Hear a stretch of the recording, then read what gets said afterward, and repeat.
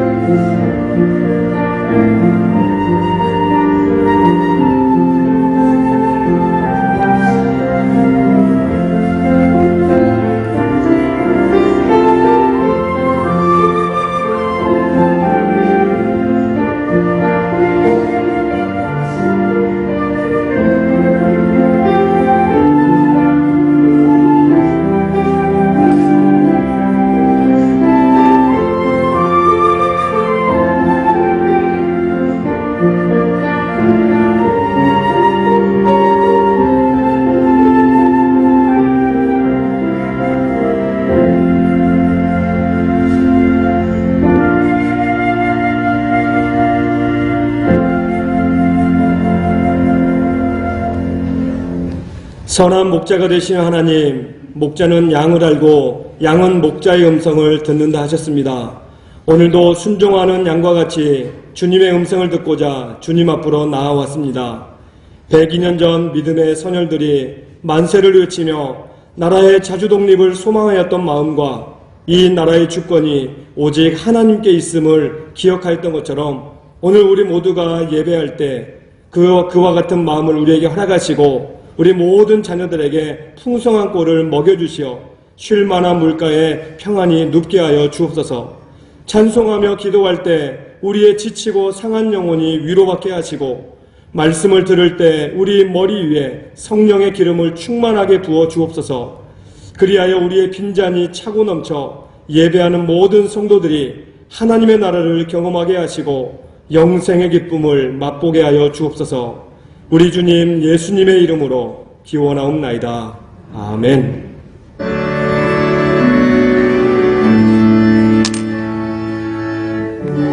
구성자 성령 삼위일체께 이불 모아 찬양 경배 드리세. 태초부터 지금까지 또 영원토록 영원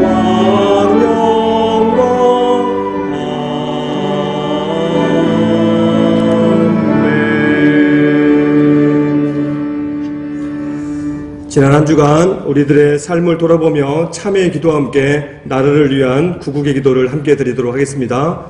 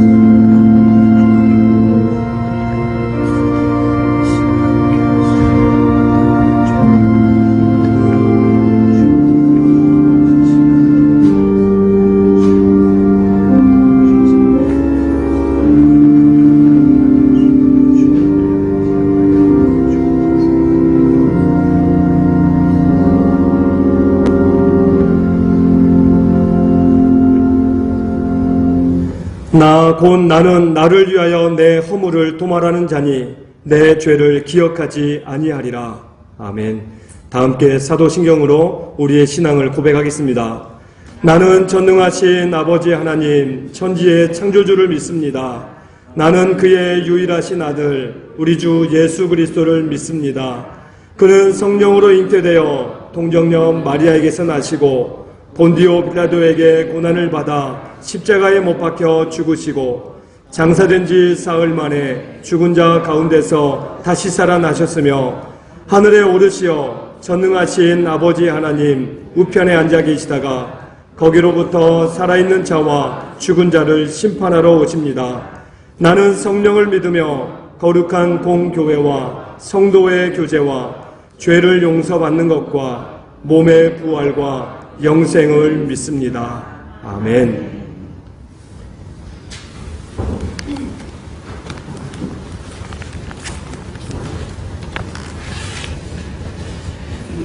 여호와여 나의 영혼이 주를 우러러 보나이다.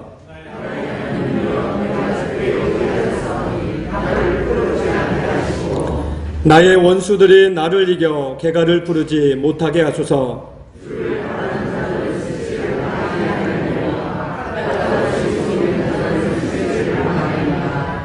여호와여 주의 도를 내게 보이시고 주의 길을 내게 가르치소서.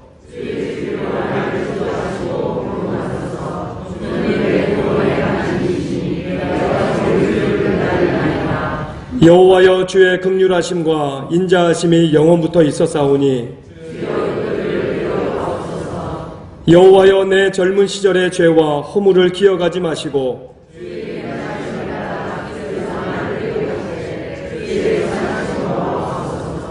여호와는 선하시고 정직하시니 그러므로 그의 도로 죄인들을 교훈하시리로다.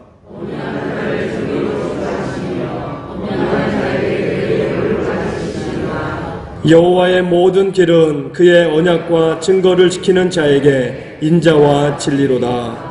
아멘.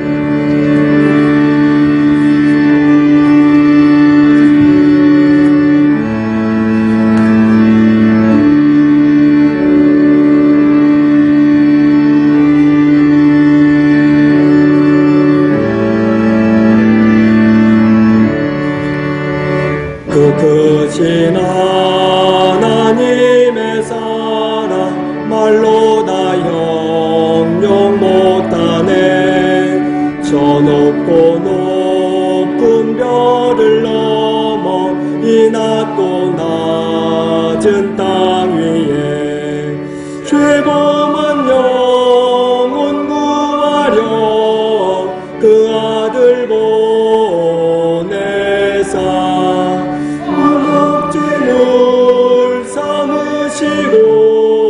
죄 용서하셨네. 하나님 크신 사랑은 증량 다 못하네. 영원히 변치 않는 사랑 성도여 찬양하세. 괴로운 시절 지나가고 땅 위에 영화쇠할 때 주 믿지 않던 영혼들은 큰 소리 외쳐 울어도 주 믿는 성도들에게 큰 사랑 베푸사 우리의 죄 사했으니 그네 잊을까. 하나님 크신 사랑은 증량 다 못하네. 영원히 변치 않는 사랑 성도여 찬양하세.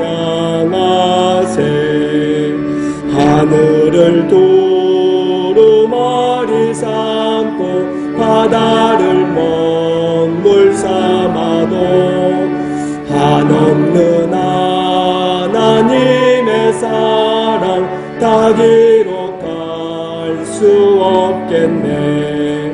하나님의 크신 사랑 그 어찌 다 쓸까. 저 하늘 높이 쌓아도 채우지 못하리. 하나님 크신 사랑은 증량 다 못하네. 영원히 변치 않는 사랑 성도여 찬양하세.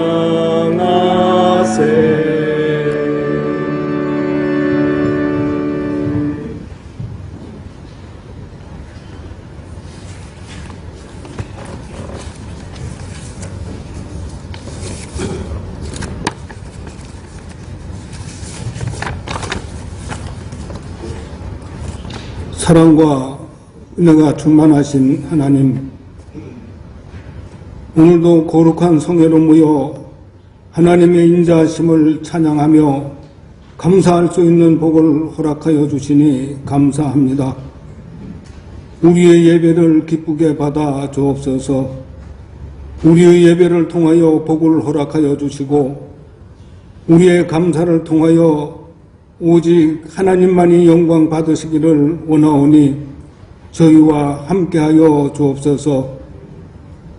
한 주간 동안도 우리를 지켜주심에 감사하여 우리가 하나님 앞에 모여싸우니 주님만을 기쁘게 예배할 수 있도록 은혜를 허락하여 주옵소서. 하나님, 우리가 더러운 죄인의 모습으로 한 주간을 살다가 하나님의 거룩하심을 기억하여 하나님의 존전에 나오게 하심을 감사하오니 우리를 긍휼히 여기사 우리의 더러움을 씻겨주시는 주님의 보혈을 의지하여 세상에서 하나님의 거룩하심을 드러낼 수 있도록 우리를 변화시켜 주시기를 기도합니다. 우리의 기도를 응답하여 주시기를 간구합니다.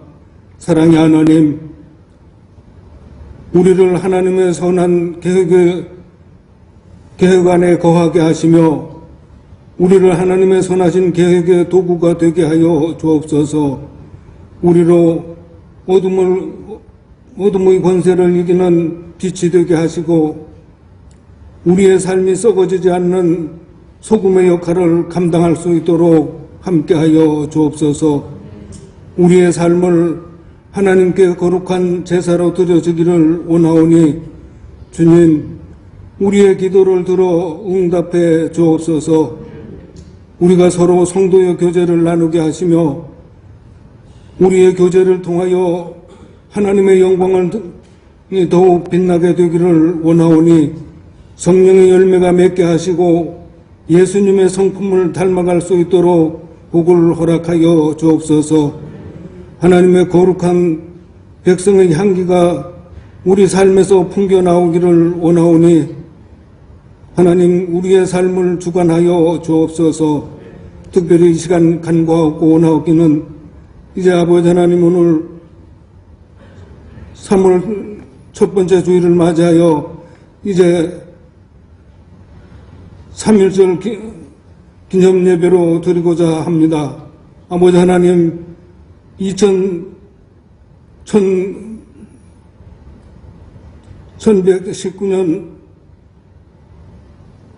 1119년에 3월 1일 정오에 우리 선조들이 손에 태극기를 들고 이제 대한독립 만세를 부르며 일본 경찰들과 대치했던 것처럼 그때 무한한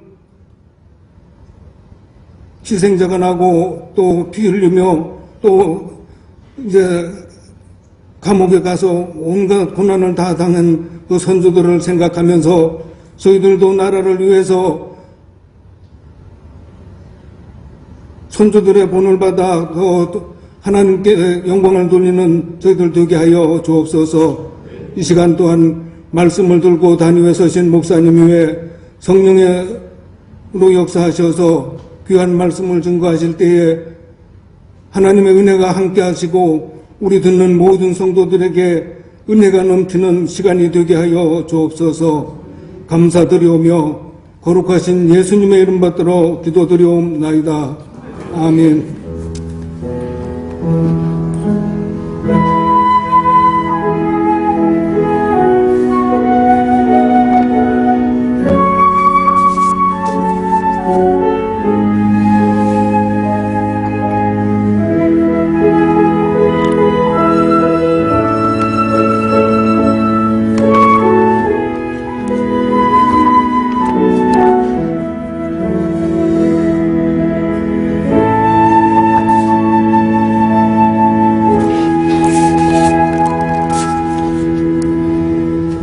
오늘 하나님께서 우리에게 주신 말씀은 구약성경 사무엘하의 말씀입니다. 사무엘하 12장 15절에서 23절까지 말씀을 저와 함께 한 절씩 교독하도록 하겠습니다.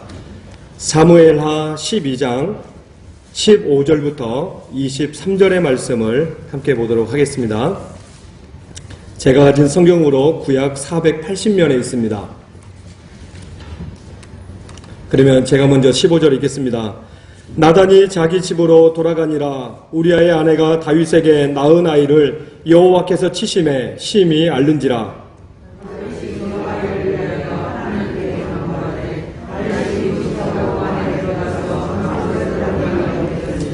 그 집의 늙은 자들이 그 곁에 서서 다윗을 땅에서 일으키려 하되 왕이 듣지 아니하고 그들과 더불어 먹지도 아니하더라.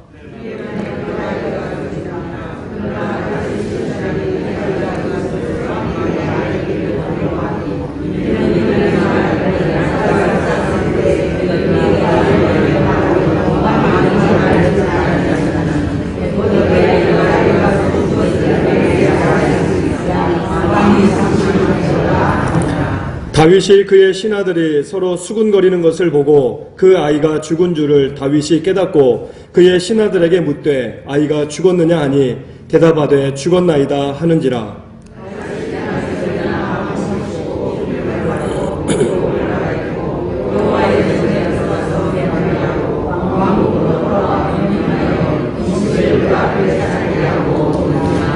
그의 신하들이 그에게 이르되 아이가 살았을 때에는 그를 위하여 금식하고 우시더니 죽은 후에는 일어나서 잡수시니 이 일이 어찌 됨이니까 하니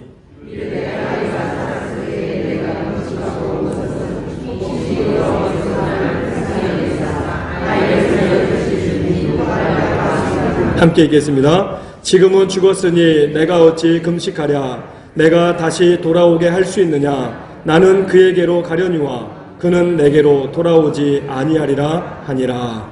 아멘.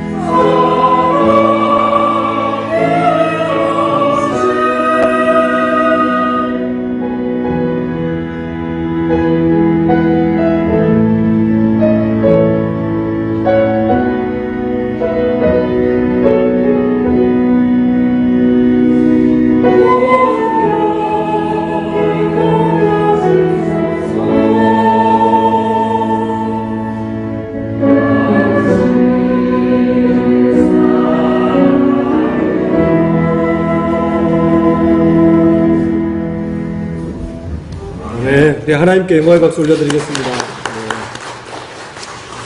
우리 새 달 3월이 시작이 되었는데요. 우리 옆에 계시면 인사 한번 하겠습니다. 우리 3월에도 승리합시다. 네. 오늘은 특별히 우리가 3월 첫 번째 주일을 맞이해서 3.1절 날짜는 지났지만 우리 교회가 이 3.1절 102주년 기념 예배로 우리 성도님들과 함께 예배하고자 우리 3.1절 기념 예배를 드리게 되었습니다. 우리가 익히 알고 있듯이 이 3.1절이라고 하는 것은 일제 강점기 시대에 그 일본에 앞서서 그 독립선언과 만세 선언을 한 것을 기념하는 날입니다. 우리 아까 우리 장로님 기도하셨던 것처럼 1919년 3월 1일 기미 독립선언서가 발표되었고 이전에 그 만주에서 이 대한독립선언서가 발표되었습니다. 그래서 이 1919년 3월 1일 낮에 평화적 시위를 열게 되었는데 이것이 바로 3.1 운동의 시작입니다. 여러분 19세기 말 고요한 그 아침의 나라 이 조선은 소용돌이 속으로 깊이 빠져듭니다. 이미 그 나라 안에는 가난과 또 계급차별, 지도층의 부패, 그리고 대원군의 쇄국 정책으로 말미암아 이 개화의 그 타이밍이 늦어졌어요. 여러분 그래서 우리 조선이라고 한 나라가 일본과 열강들의 침략 속에 속수무책으로 노출될 수밖에 없는 그런 상황에 놓이게 된 것이었죠. 그래서 당시 청일 전쟁으로 말미암아 지금 일본의 승리는 우리나라에 충격을 가져다 주었죠. 왜냐하면 일본이 이 청나라와의 전쟁에서 승리함으로 말미암아 우리나라가 일본의 지배를 당하기 시작하게 된 그 시작이 된 것입니다. 바로 이러한 역사적인 타이밍에 하나님께서는 개신교 선교사들을 우리나라에 들어올 수 있도록 여러분 길을 열어놓으셨다는 거예요. 그래서 알렌과 또 언더우드, 아펜젤러와 같은 이런 선교사들이 우리 조선으로 들어오게 되었습니다. 처음에 우리 개신교가 이 당시 백성들에게 어떻게 여겨졌습니까? 야만인의 종교로 여겨졌어요. 그래서 많이 좋은 이 대접도 받지 못했고 오히려 굉장히 좀 불신하는 그런 종교로 받아들였죠. 그러나 시간이 가면 갈수록 이 개신교에 대해서 선하고 착한 종교로 여겨지게 되었고 그래서 교회와 또 선교사들, 우리 성도들이 칭찬을 받기 시작했습니다. 그리고 개신교가 들어와서 거의 30여 년 동안 민중들의 여러분 한글을 깨우는 일에 얼마나 열심을 내는지 몰라요. 그래서 우리 백성들이 한글을 깨우침으로 이미 선교사들이 들어올 때부터 한글 성경을 가지고 들어왔기 때문에 그 성경을 읽을 수가 있게 되었고 이 서구의 학문과 지식을 알게 되었고 그래서 또 현대식 병원들이 세워지면서 더 건강해지고 그리고 우리의 생각마저도 자주적으로 바뀌어지게 되었던 여러분 그런 내용들입니다. 저는 이 한 주간 동안 말씀을 준비하면서 다윗이 범했던 두 가지의 사건을 통하여 다윗이 회개하는 이 사건을 통하여서 우리가 한번 이 3.1절의 의미를 다시 한번 새겨보면 좋겠다 해서 말씀을 묵상하게 되었습니다. 혹시 우리 성도님들은 누군가로부터 책망을 들어보신 적이 있으십니까? 여러분 누군가로부터 책망을 들으면 분명 내가 잘못한 것을 알고 있고 그리고 상대방이 나를 미워해서 하는 말이 아니고 나를 사랑하기 때문에 그런 책망의 말을 주는 줄 알면서도 여러분 책망의 말을 들으면 기분이 좋든가요? 나쁘든가요? 별로 좋지 않습니다. 그러니까 늘 책망받기 싫어하는 게 우리들의 모습이다라는 거예요. 오늘 읽었던 본문의 말씀도 보게 되면 다윗이 지금 나단 선지자로부터 책망을 받았어요. 다윗이 두 가지의 죄를 지었죠. 하나는 간음죄, 또 하나는 그 간음죄를 덮기 위해서 살인죄를 저질렀던 그 내용이었어요. 다윗이 그 목욕하는 밧세바를 보게 되었고 여러분 그 밧세바를 이미 마음에 품어가지고 자기 아내로 삼아버렸습니다. 간음을 한 거예요. 그래서 이 간음을 해서 밧세바가 아이를 갖게 되었고 그래서 이 아이를 가진 이 사실을 감추기 위해서 지금 전쟁터에 나아가서 전쟁을 치르고 있는 우리아를 집으로 들여보냈어요. 그래서 자기 밧세바와 이 우리아가 동침을 하게 되면 다윗이 지었던 이 잘못을 감출 수가 있다고 생각했거든요. 그런데 우리아는 지금 자기의 그 부하들과 자기의 동료들은 전쟁에서 치열하게 전쟁하고 있는데 내가 어떻게 편하게 집에 들어가 잠을 잘 수 있냐라는 거예요. 여러분, 집에 들어가지 않는 겁니다.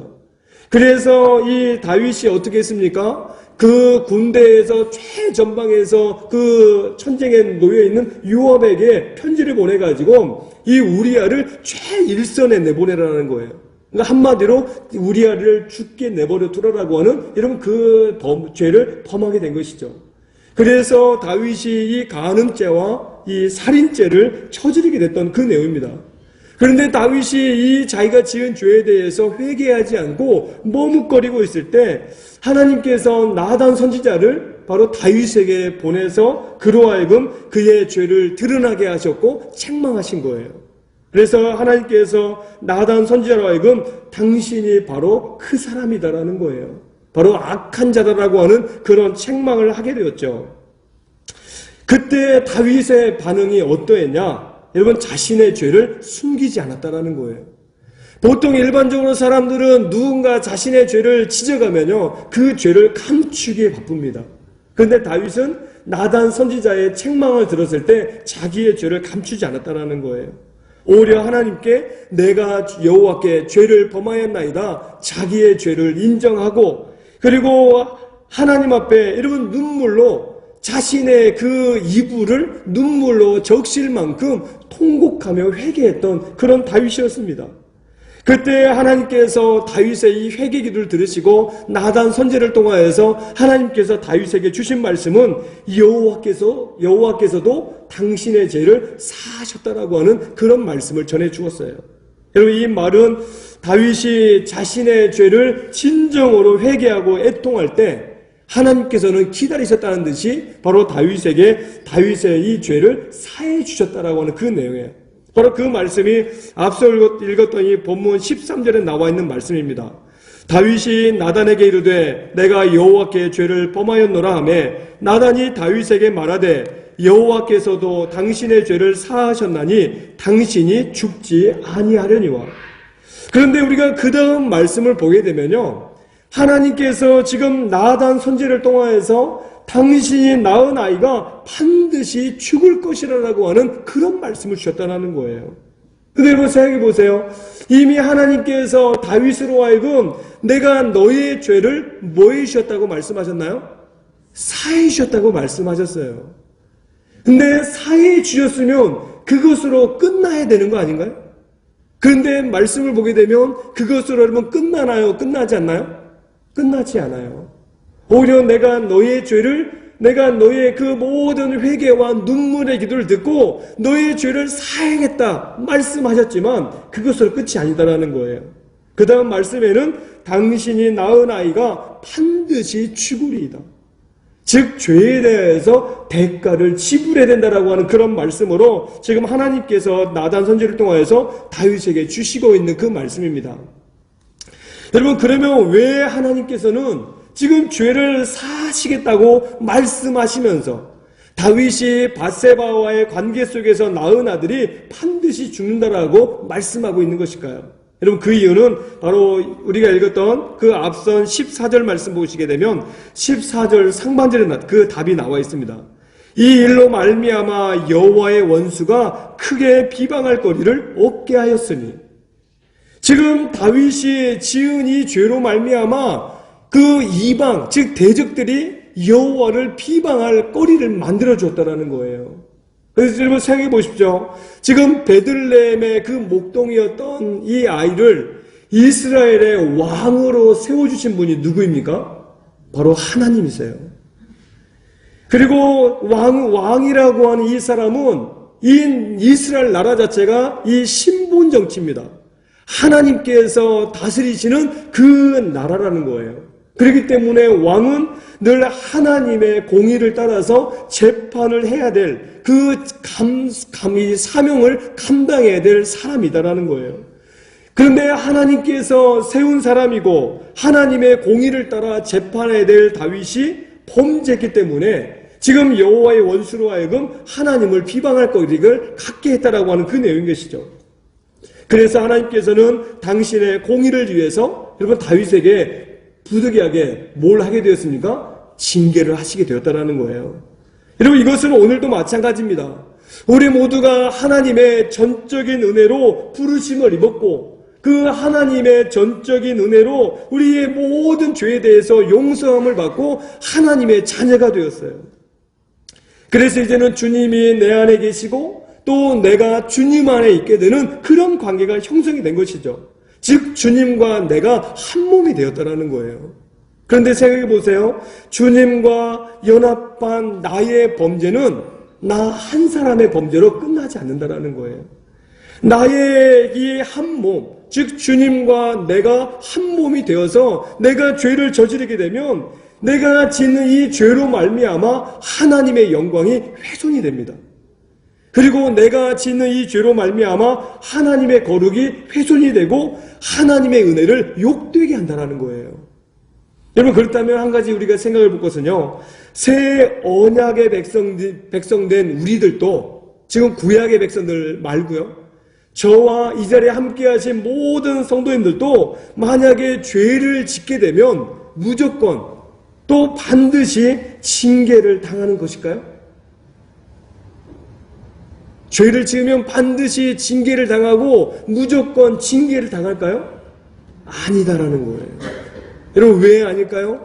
이미 예수님께서 십자가 위에서 내가 지은 모든 죄, 즉 과거에 지은 죄, 현재 짓고 있는 죄, 앞으로 지을 모든 죄의 값을 어떻게 지불하셨나요? 완벽하게 지불했다라는 거예요. 퍼펙트예요. 정말로 뭐 0.1%라는 남겨둔 것 없이 완전히 100% 저와 우리 모든 성도님들의 죄를 완벽하게 지불해 주셨다는 거예요.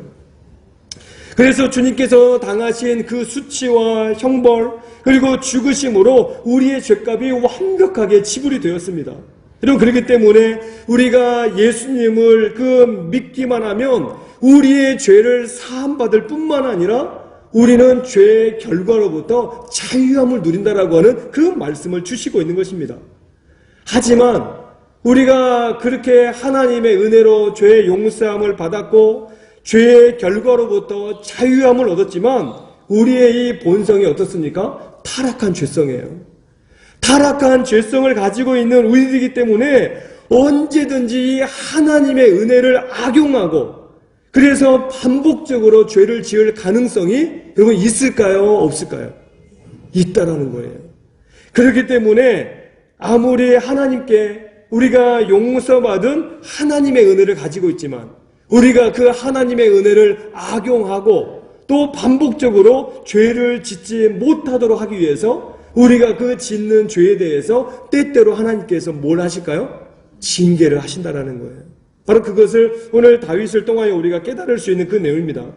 그러므로 하나님의 그 새 언약된 백성들은 내가 지은 그 죄로 인하여 하나님의 징계가 임한다 할지라도 하나님께서 나를 미워하시기 때문에 또 나를 버리시기 때문에 내게 징계하시는 게 아니에요. 하나님께서 나를 여러분 사랑하시는 은혜의 방편이다라는 겁니다. 그렇기 때문에 내게 아무리 하나님의 징계가 찾아온다 할지라도 여러분 낙심해야 될까요? 낙심하지 않아야 될까요? 낙심하면 안 된다라는 거예요.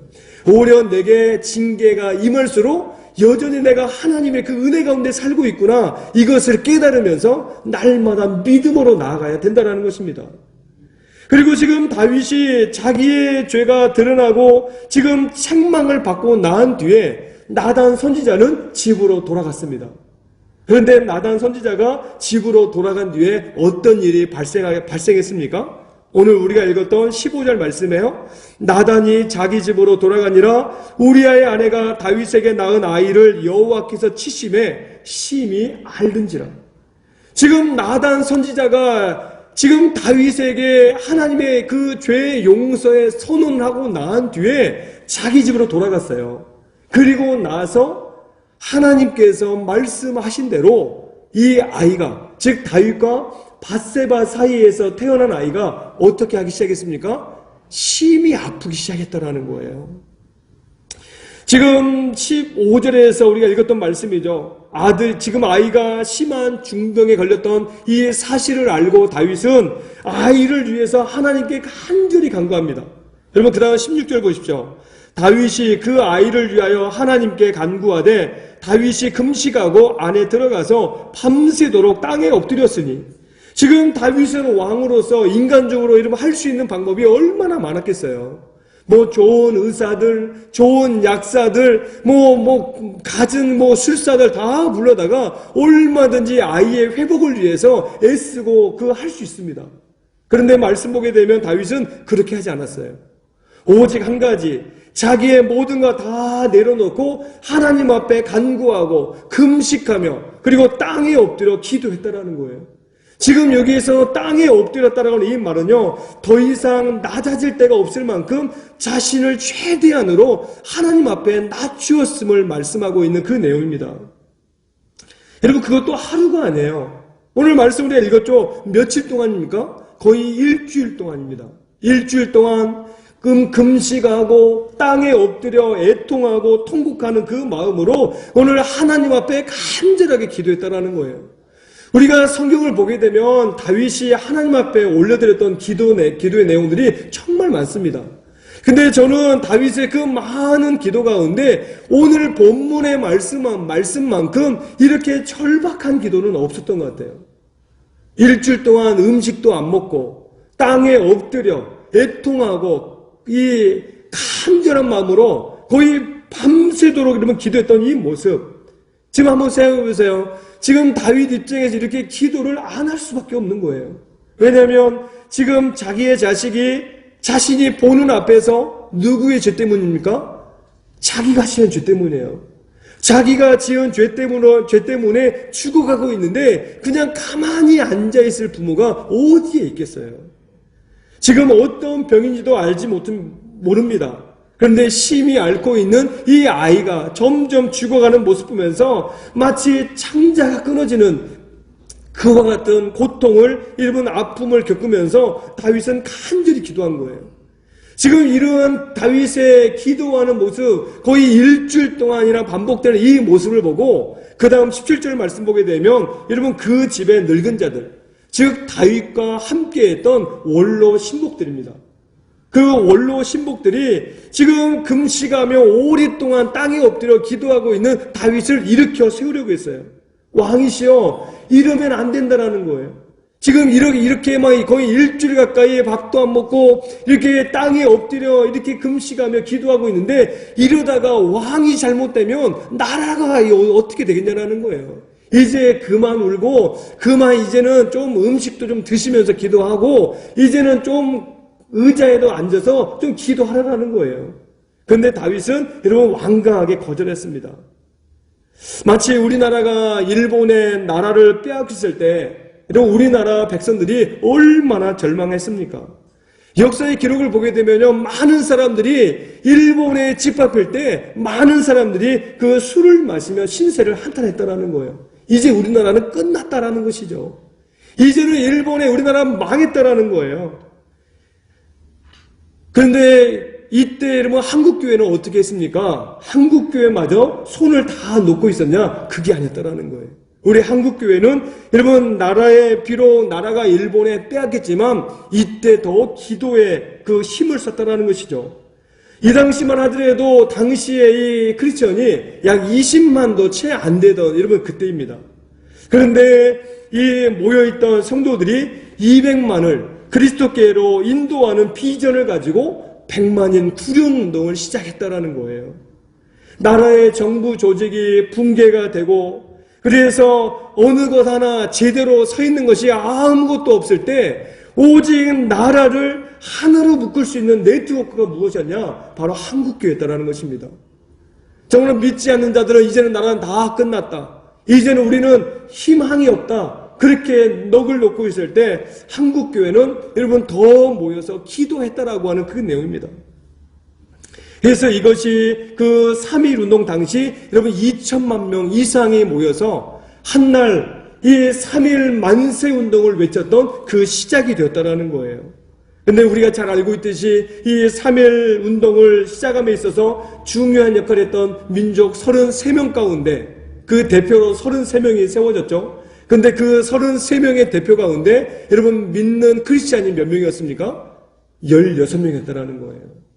굉장히 많은 숫자입니다. 16명, 즉 교회가 먼저 앞서 믿는 자들이 먼저 앞서 나라를 위해서 기도하고 앞장섰다라는 거예요.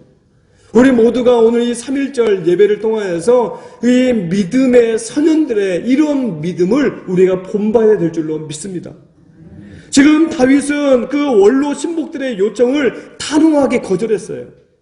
마치 이 민족 33명의 그 가운데 또 16명의 크리스천들이 우리나라 이대로 주저앉을 수 없다라는 것이죠. 다시 일어서자라는 거예요. 그래서 국민들을 깨워야 된다라고 하는 그런 마음으로 일어섰던 것이죠. 지금 원로 신복들은 왕은 더 이제 그만하고 이제 좀 정신 좀 차리자고 여러분 자꾸 독려했지만 오히려 다윗은 그거를 거절하고 계속해서 땅에 엎드려 하나님께 간구했던 그런 모습을 보여주고 있어요. 그렇지만 아이가 심한 중병에 앓은 지 거의 일주일 만에 아이가 죽었습니다. 여러분 18절 상반절이에요. 이래 만에 그 아이가 죽으니라. 지금 아이가 죽었다는 소식을 신하들은 알고 있습니다. 그런데 지금 이 다윗은 아직 모르고 있었던 것 같아요. 근데 신하들이 서로 모여가지고 막 수근거리고 있는 이 모습 볼 때 다윗이 눈치를 챘죠. 아, 아이가 죽었나 보다. 그래서 다윗이 그의 신하들에게 묻습니다. 아이가 죽었느냐? 그때 신하들이 네, 아이가 죽었습니다. 이야기합니다. 그때 다윗이 어떠했습니까? 다윗은 그토록 금식하고 또 눈물로 아이를 살려달라고 기도했지만 일주일 만에 아이가 죽은 이 모습을 보고 하나님께서 자신의 기도를 응답하지 않으셨다는 것을 알게 되었다는 거예요. 만일 우리 성도님들께서 지금 다윗이 처한 상황이었다고 한다면 여러분들은 과연 어떻게 하시겠습니까? 정말로 아이가 거의 일주일 만에 심히 앓다가 무슨 병인지도 알지 못하고 여러분 끙끙 앓고 있다가 일주일 만에 죽었어요. 여러분 그때 우리 성도님들은 어떤 반응을 보이시겠습니까? 많은 사람들은 이런 상황을 만나면 아마 두문불출할 거예요. 사람들 만나기를 꺼려할 것이고 잠을 이루지 못할 것이고 또 이런 상황이 오랜 시간 동안 지속이 되면 자신도 모르게 우울증이 찾아오게 될 것입니다. 실제로 얼마나 다윗이 열심히 기도했습니까? 그리고 우리도 만약에 이런 상황이 되면은 열심히 기도할 거예요. 그런데 열심히 기도했지만 내가 원하는 대로 그 기도가 이루어지지 않을 때 우리 많은 사람들이 보이는 반응은 하나님을 향하여서 그것이 분노로 바뀌어서 우울증으로 나타난다라는 겁니다. 그런데 오늘 말씀 보게 되면 다윗은 어떠했습니까? 오늘 보면 20절이에요. 우리 20절의 말씀을 같이 한번 읽겠습니다. 다윗이 땅에서 일어나 몸을 씻고 기름을 바르고 의복을 갈아입고 여호와의 전에 들어가서 경배하고 왕궁으로 돌아와 명령하여 음식을 그 앞에 차리게 하고 먹은지라. 아멘. 지금 아이가 죽었다라고 하는 이 소식을 들은 다윗은 언제 그랬는지 땅에서 다시 일어섰다라는 거예요. 그리고 자기의 몸을 씻고 기름을 바르고 의복을 갈아입고 저는 그 다음이 중요하더라고요. 그 다음에 의복을 갈아입고 나서 밥을 먼저 먹은 게 아니고 이런 뭘 먼저 했습니까? 하나님의 전에 들어가서 하나님을 경배했다라는 거예요.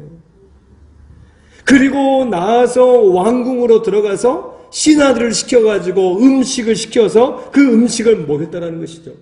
한마디로 일상의 삶을 회복했다라고 하는 그 말씀이에요. 여러분 이러한 모습을 보고 신하들은 깜짝 놀랐어요. 그래서 그 다음 21절에서 신하들이 이렇게 얘기합니다. 그에게 이르되 아이가 살았을 때에는 그를 위하여 금식하고 우시더니 죽은 후에는 일어나서 잡수치니 이 일이 어찌 됨이니까. 지금 아이가 죽기 전에는 그렇게 막 금식하고 막 울더니 이제는 아이가 죽고 난 뒤에 이렇게 막 음식 먹고 이게 어떻게 되나라는 거예요. 오히려 신하들이 생각할 때는 반대가 되지 않냐라는 것이죠.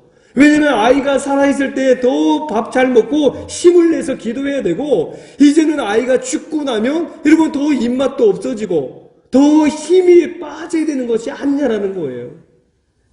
그런데 다윗은 이 신하들의 예상을 뛰어넘는 그런 행동을 보였습니다. 왜 그랬습니까?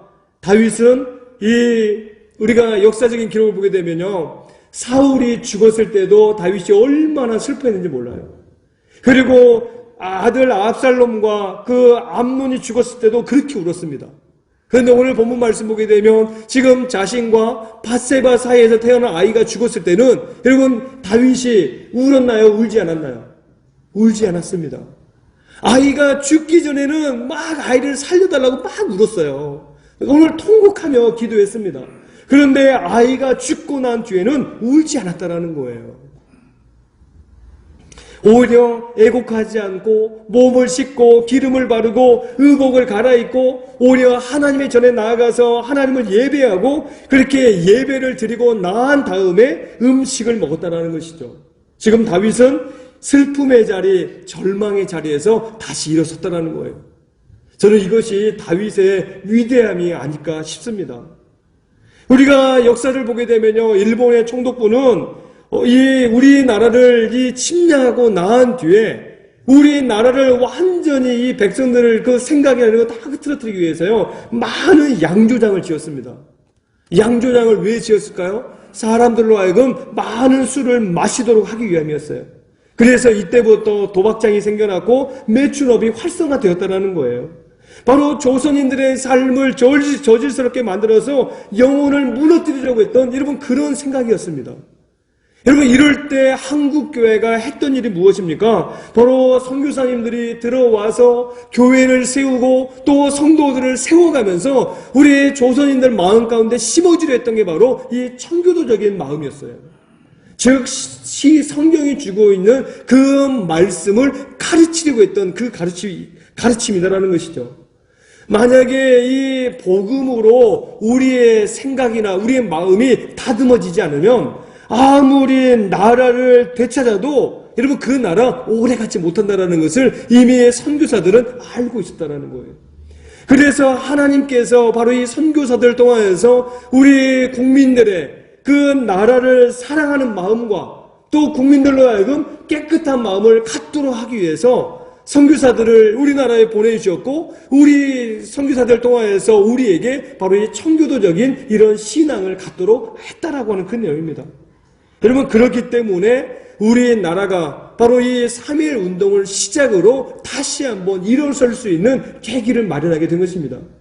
마찬가지로 다윗도 슬픔과 이 절망과 아픔의 자리에서 이러한 하나님을 향한 마음이 있었기 때문에 다시 일어날 수도 있었다는 거예요. 저는 말씀 묵상하다 보니까요, 다윗이 이처럼 이 슬픔과 아픔과 절망의 자리에서 일어설 수 있었던 이유가 두 가지가 있더라고요. 첫 번째는 하나님의 주권을 인정했기 때문입니다. 22절로 23절 이 상반절을 제가 한번 더 읽겠습니다. 이르되 아이가 살았을 때 내가 금식하고 온 것은 혹시 여호와께서 나를 불쌍히 여기사 아이를 살려주실는지 누가 알까 생각함이거니와 지금은 죽었으니 내가 어찌 금식하랴. 지금 다윗이 금식하며 땅에 엎드려 애통하며 기도했던 이유가 무엇입니까? 이미 하나님의 말씀이 나단 선지자를 통하여서 전에는 주었지만 혹시나 하나님께서 마음을 돌이키지 않으실까? 지금 나의 죄를 용서하셨으니 이제는 하나님께서 내게 내리셨던 그 징계를 혹시 돌리지 않으실까? 그런 마음에서 기도했다라는 거예요. 그런데 아이가 죽고 나은 뒤에 어떻게 했습니까? 지금 다윗은 하나님께서 나단 선지자를 통하여 주셨던 당신이 낳은 아이가 반드시 죽으리이다, 이 말씀을 이제는 그대로 받아들였다라는 거예요. 이 말은 한마디로 하나님의 주권을 인정했다라는 것입니다.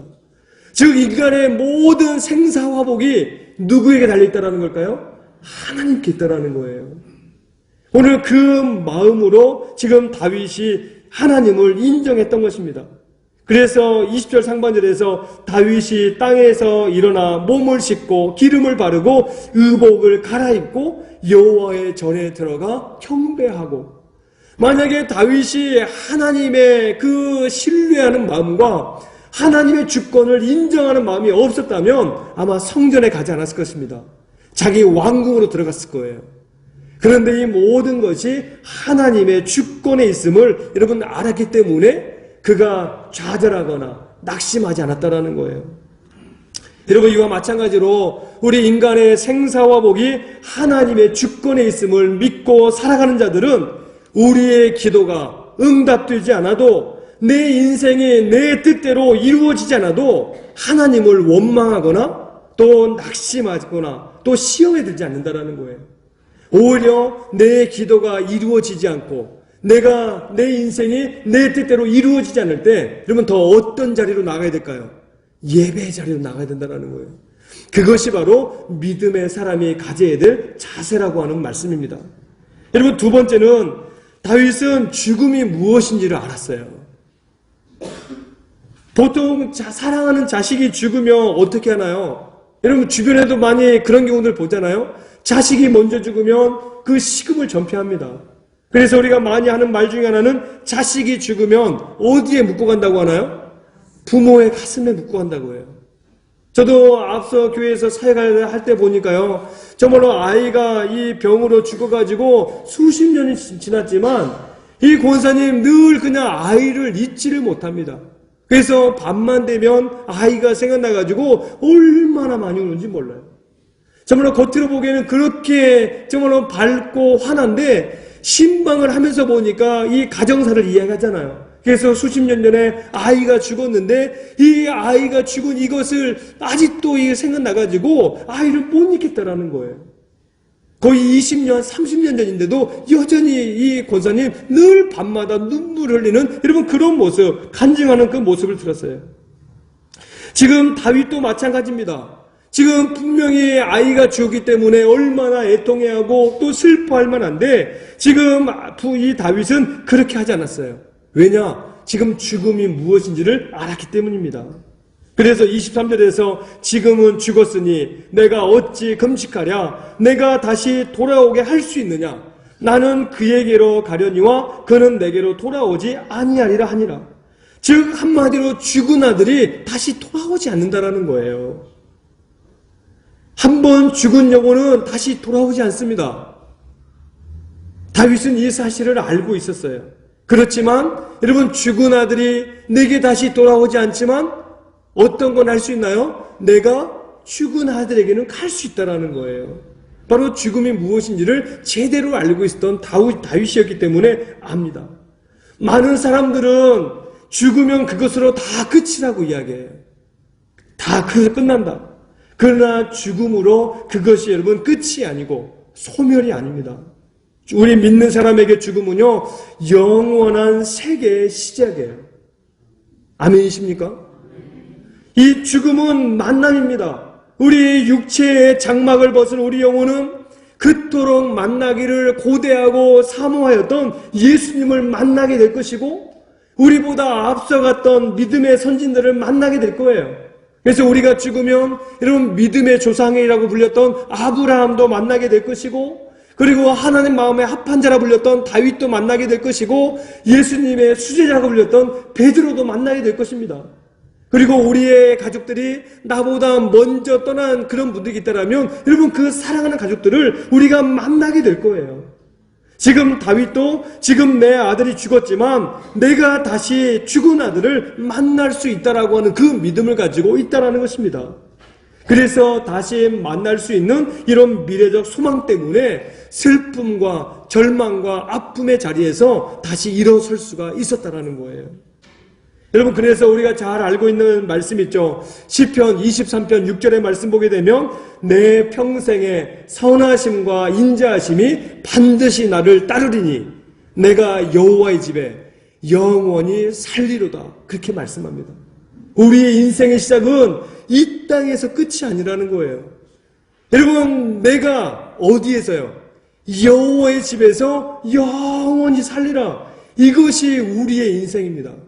저는 그래서 장례가 날 때마다 늘 장례 때 유가족들에게 늘 권면하는데 빼놓지 않고 하는 말씀이 바로 이 시편 23편의 말씀이에요. 왜냐하면 우리의 인생이 이 땅에서 끝이 아니라 저 이 땅에서의 끝은 저 영원한 하나님의 나라에서의 새로운 시작이기 때문입니다. 우리 모든 성도님들이 여러분 이 땅에서 끝이라고 생각하지 않고 이 땅에서의 끝은 저 영원한 하나님의 나라에서의 새로운 시작이다라고 하는 이 마음 가지고 살아갈 수 있게 되시길 바라겠어요. 그렇기 때문에 지금 혹시 슬픔의 자리, 절망의 자리에 주저앉아 있는 분이 계시다면, 그리고 지금 내가 겪고 있는 이 고난이 너무 커서 밤잠을 이루지 못하는 혹시 그런 분이 계시다라고 하면 다윗처럼 하나님의 주권을 인정하고 늘 받아들이심으로 다시 한번 일어설 수 있게 되시길 바랍니다. 나를 향한 그 하나님의 사랑, 그 어떤 것도 끊을 수 없는 그 하나님의 사랑을 늘 확신하고 하나님께서 우리에게 주시는 그 위로를 경험할 수 있게 되시길 바라겠어요. 여러분, 사탄은 우리를 향하여 늘 가장 많이 사용하는 말이 있습니다. 혹시 뭔 줄 아세요? 끝이다라는 거예요. 너는 이제 끝났다. 그러나 반대로 하나님께서 저와 여러 성도님들에게 가장 많이 말씀하시는 말씀이 있습니다. 혹시 그게 뭔지 아세요? 오늘 설교 제목에 나와 있습니다. 다시입니다. 다시 해보자라는 거예요. 다시 일어나자. 다시 예배의 자리로 나아가자. 그것을 말씀합니다. 여러분, 세상은 마귀는 우리에게 끝났다라고 하지만 결코 끝이 아니에요. 하나님께서 우리에게 말씀하시는 여러분 그 다시의 자리로 나아가는 우리 모두가 될 수 있기를 소망합니다. 지금 3.1 운동이 여러분 102년 전에 일어났을 때 그 대부분의 국민들은 다 끝났다라고 생각했어요. 그러나 우리 믿음의 신앙의 선배들은 이 3.1 운동 왜 시작했습니까? 다시 일어설 수 있다라는 거예요. 바로 그 마음으로 이 대한독립 만세를 외쳤던 것입니다. 우리 모두가 이 102년 전 믿음의 선조들이 굳은 신앙으로 그 모든 일제 억압과 핍박에 항거하여 오늘의 대한민국을 이루었던 것처럼 우리 모두가 지금에 처한 모든 슬픔과 또 절망의 자리에서 다시 한번 일어서 힘있게 하나님의 사람으로 살아가는 우리 모두가 될 수 있기를 주의 이름으로 축원합니다. 함께 기도하겠습니다. 참 좋으신 하나님 아버지, 은혜와 사랑을 감사드립니다. 102년 전 이 땅 가운데 3.1 운동을 우리에게 허락하여 주셔서 오늘에 이르기까지 우리에게 자주 독립을 허락하시고 우리나라를 사랑하여 주셔서 아버지 너무나 감사합니다. 아버지 102년 전 이 땅 가운데 들렸던 그 만세의 소리를 우리 모두가 다시 한번 듣게 하시고, 그래서 지금 내가 처하고 있는 이 절망과 슬픔의 자리에서 다시 한번 일어설 수 있도록 주여 은혜를 도와여 주옵소서. 날마다 우리로 하여금 하나님의 주권을 인정하며 살아가는 우리 모두가 되게 하시고, 우리의 죽음은 이것으로 끝이 아니라 죽음은 또 다른 우리 영원한 세계의 시작임을 우리로 하여금 알게 하여 주셔서 날마다 하나님의 자녀로서 온전히 살아가기에 조금도 부족함이 없도록 은혜를 도와여 주옵소서. 아버지, 믿음의 선조들이 나라를 사랑하고 늘 나라를 위해서 기도했던 것처럼 우리 모두가 나라를 사랑하는 마음을 더 크게 우리 안에 허락하시고 날마다 나라와 민족을 위하여 쉼없이 기도하는 우리 모두가 되도록 하나님 함께하여 주옵소서. 귀하신 예수님의 이름으로 감사기도 드리옵나이다. 아멘. 이제 우리 3.1운동 노래를 함께 부르고 나서 우리 한 3가지 우리 합심기도 좀 하도록 하겠습니다. 우리 영상 따라 나오는 거 함께 우리 부르시면 될 것 같습니다.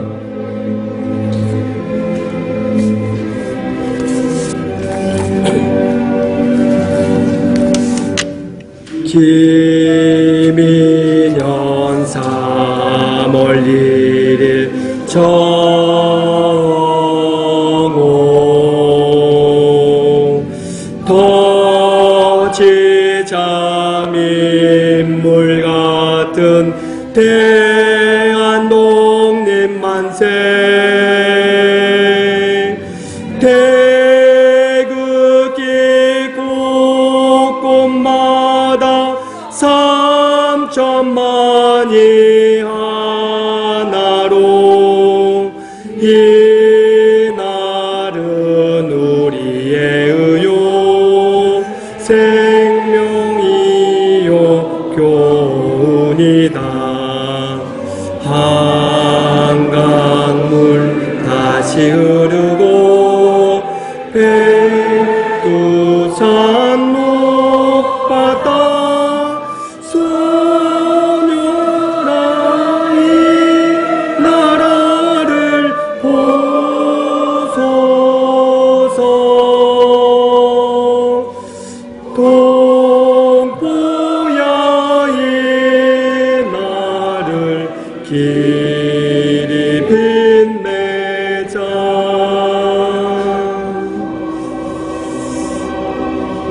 우리 한 세 가지 함께 기도하겠습니다.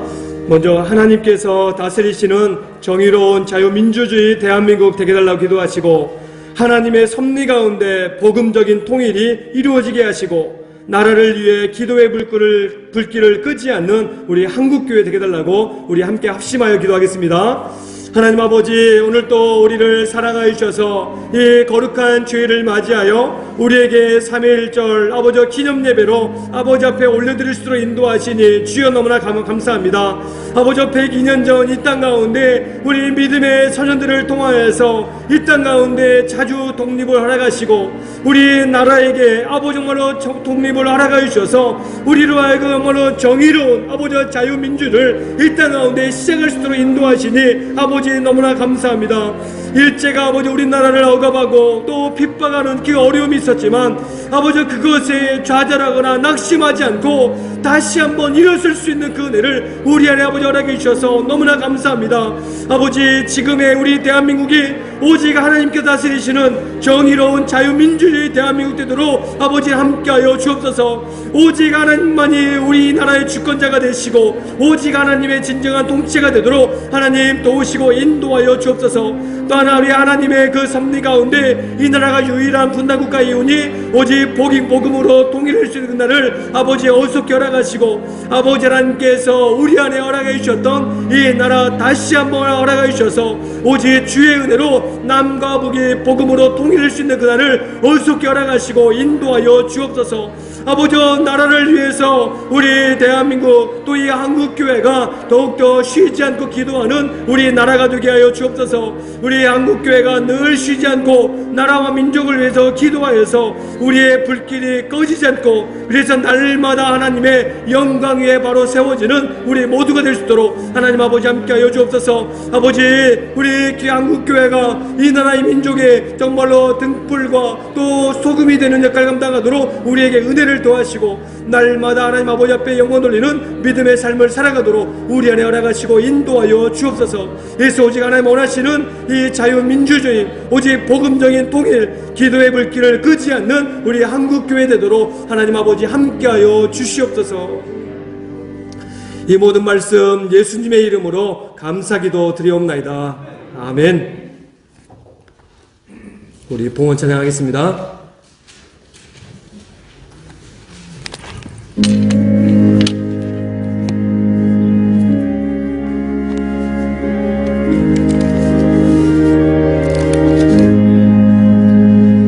어둠 밤 마음에 잠겨 역사의 어둠 짙었을 때에 계명성 동쪽에 밝아 이 나라 여명이 왔다.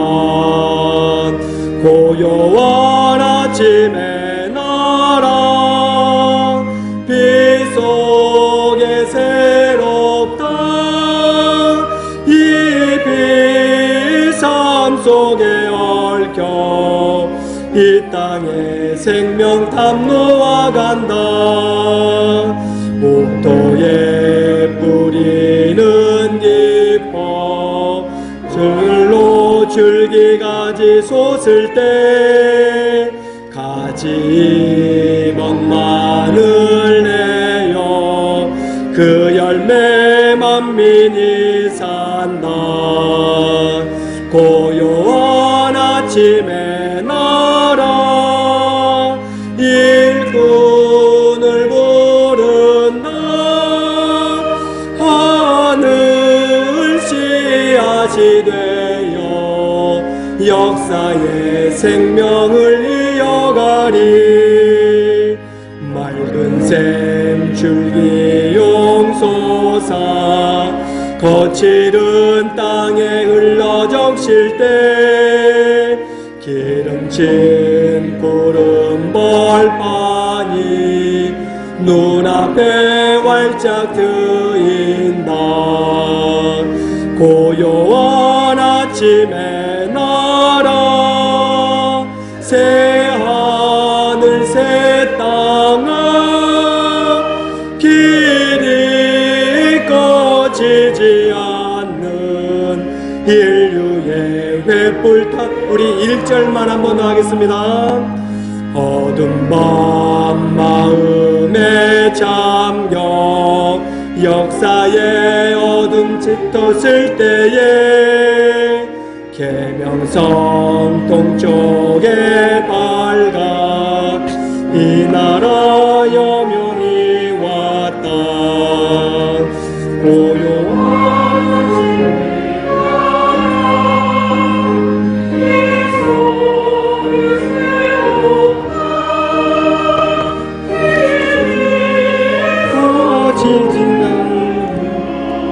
이 땅에 생명탐 놓아간다. 하나님 아버지 감사합니다. 우리에게 지난 2월 한 달도 은혜 가운데 잘 보내게 하셨다가 3월을 시작하게 하시고 또 첫 번째 주일을 아버지 앞에 이처럼 102주년 3.1절 기념예배로 아버지 앞에 올려드릴 수 있도록 인도하시니 주님 너무나 감사합니다. 날마다 우리의 삶 가운데 하나님의 주권을 인정하는 삶을 살게 하시고 오직 나의 나된 것은 전적인 하나님의 은혜임을 날마다 고백하며 살아가도록 우리와 함께하여 주옵소서. 오늘 또 주님의 그 한량없이 은혜가 너무 귀하고 감사하여 달리 표현할 방법이 없어 제2의 생명되는 물질로 아버지 앞에 올려드리오니 주께서 이 모든 예물 기쁘게 받아 주옵소서. 주일 예물과 11조 예물을 통하여서 주일의 주인이 하나님이시고 물질의 주인이 하나님이심을 고백했사오니 날마다 우리 성도님들의 삶 가운데 물질로 인하여 어려움 생기지 않도록 주여 도우시고 인도하여 주옵소서. 오늘 또 여러가지 감사의 예물 아버지 앞에 올려드립니다. 축복의 통로가 되는 가정이 되기를 원하는 권사님의 마음, 범사에 감사하는 집사님, 장로님의 가정, 또 나날이 회복시켜 주시는 주님의 은혜에 감사하는 집사님, 범사에 감사하는 집사님의 또 전사님의 가정 모든 위에도 하나님 아버지께서 은혜를 더하시고 또 우리 이웃을 섬기기 위한 기프트박스 헌금으로 아버지 앞에 올려드려서 주님께 받은 그 사랑 다시 한번 이웃에게 나누기 원하는 그런 마음으로 귀한 예물 드렸사오니 주께서 이 모든 예물 기쁘게 받아주셔서 날마다 하나님의 영광이 드러나게 하시고 오직 하나님께 받은 그 은혜 우리 스스로만 가지고 있는 것이 아니라 계속해서 흘러나아갈 수 있도록 나눌 수 있는 우리 모두가 되게 하여 주옵소서. 오늘도 주께서 이 모든 예물 기쁘게 받아주셔서 우리 성도님들의 삶 가운데 물질을 인하여 어려움 당하지 않도록 주여 도우시고 이 세 달 한 달 동안 하나님의 은혜가 우리 모든 성도님들의 가정과 일터와 모든 자녀들 위해 충만하도록 은혜 위에 은혜를 더하여 주옵소서. 귀하신 예수님의 이름으로 감사기도 드리옵나이다. 아멘. 우리 옆에 계신 분 보고 인사 한번 하겠습니다. 우리 다시 일어섭시다. 네. 오늘 주보를 통하여서 안내하겠습니다. 오늘 예배가 마치고 나면 곧바로 우리 재직회를 우리 진행하겠습니다. 우리 재직회는 우리 나와 있는 것처럼 우리 교회 재정에 관한 우리 보고와 또 기타 의견사항들을 결정하는 그런 모임입니다. 그리고 교회 부흥협의회가 오늘 오후 2시에 우리 온라인 줌을 통하여서 진행하겠습니다. 그리고 구역장 모임은 이번 주 금요일 오후 2시, 그리고 예배부 모임 다음 주에 우리 오전 예배 끝나고 나면 이 본당에서 잠깐 모임을 갖도록 하겠습니다. 그리고 셋째 주에는 우리 전도 선교부 모임을 잠깐 하도록 하겠습니다. 그리고 오늘은 아까 예배할 때 했던 것처럼 우리가 사순절 세 번째 주일이며 우리 3.1절 102주년 기념예배로 드렸는데요. 날마다 우리 성도들이 나라를 사랑하고 또 나라를 위해서 늘 기도를 쉬지 않는 우리 모든 성도님들이 되시기를 소망합니다. 그리고 4월 18일에 있을 우리 항존직 선거를 위해서 지난주에 광고했던 것처럼 우리 장로님 그리고 안수 집사님, 권사님 후보들을 좀 추천을 받으려고 합니다. 그래서 본당 나가시면 그 우리 마을별 출석 게시판이 있는데 그 옆에다가 추천을 적으실 수 있도록 그 공지를 해놨어요. 그래서 자격과 또 우리 이런 모든 내용들 구체적으로 살펴보시면서 우리 교회를 위해서 어떤 분이 장로님이 좀 되시면 좋겠다. 또 누가 안수 집사님과 권사님이 되시면 좋겠다. 이걸 생각하시면서 좀 기도하는 마음으로 추천해 주시기를 부탁드리겠습니다. 그리고 추천은 제가 이 4월 첫째 주일까지만 추천을 받고 우리 마감을 하도록 하겠습니다. 그리고 이번 주일 교회 청소는 나사렛 마을과 우리 에베소 마을이 되겠습니다. 우리 다 함께 일어나셔서 우리 애국가 부르고 우리 만세 함창 우리 한번 외치고 나서 축도함으로 예배를 마치도록 하겠습니다. 우리 1절만 우리 태극기를 우리 한번 흔들면서 우리 애국가 부르겠습니다.